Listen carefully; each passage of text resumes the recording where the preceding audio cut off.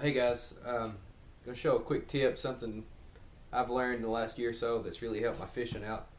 Um, has to do with just the hook you tie on a Texas rig, whether it be flipping, casting an old monster. Really has helped my hookups with the old monster. Um, so here goes. I was watching some videos, Bassmaster videos about punching. A few of the lakes around here in East Tennessee have some grass you can punch, so kind of got into that. Noticed everybody that punched uses a snell hook or a snell knot. Got to experiment, and now I use it for almost everything Texas rig related. What that snell knot does, a lot of these guys are using braid. It's going to eliminate that slip with the braid, but also you're going to have a kick out with the hook, like the old True Turn hooks. It's going to kick that hook out with a point sticking out. It's going to grab more meat or going to grab more of the fish's mouth. And a lot of times you'll get those fish hooked in the main back of the throat, real far back where you want to get them hooked. So I'll show you here real quick. Just have a bobber stop. You don't have to have a bobber stop. When I'm flipping, pitching, punching, definitely like that bobber stop on there. And then what I've been using is a River to Sea trash bomb. It's got an insert. Not real fond of this weight, but just for example purposes, it's laying here. The important part is going to be the hook. And I'm throwing a Reaction Innovations BMF hook 4/0. The knot's the important part on the hook. Snell knot's pretty simple though. You just you're going to see a million different ways to tie this on YouTube probably. I'm just bringing it to light. You can use it with fluorocarbon. You can use it casting. It doesn't have to be just a punch thing. A lot of salmon guys use this knot for live bait, that sort of thing, to use eggs with. But easiest way to tie this knot: have your hook flat side up, run your line up through it.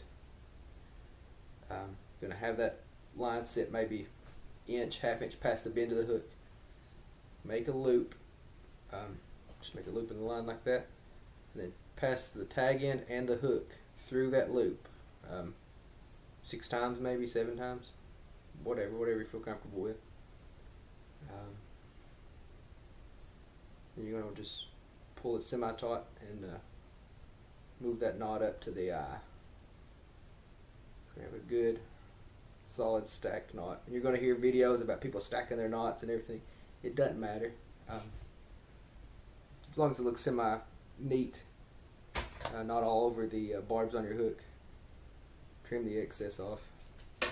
Now what this knot's going to do, and don't tie it backwards, don't tie it on the underside of the hook. You're going to have real problems then.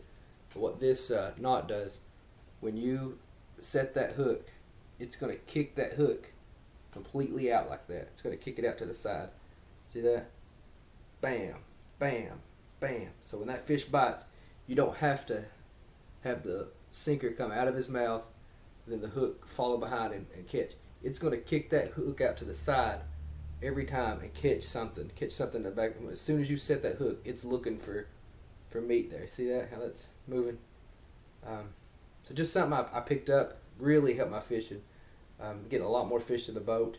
Even when I'm not paying attention, I set my rod down, throwing a big worm or something, fishing on ledges, have a bite. That's really helped because sometimes you're not getting that full hook set, and it's still hooking those fish like it should, like you want it to. Again, fluorocarbon, it even works with fluorocarbon. Moisten that knot.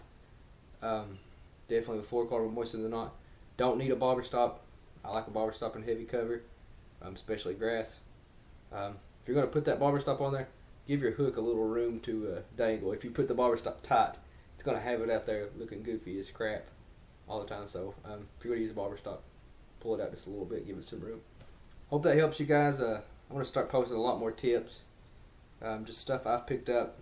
YouTube's helped me out tremendously, so I'm going to share some of that knowledge with everybody else, and hopefully some more big fish videos of me and Banjo.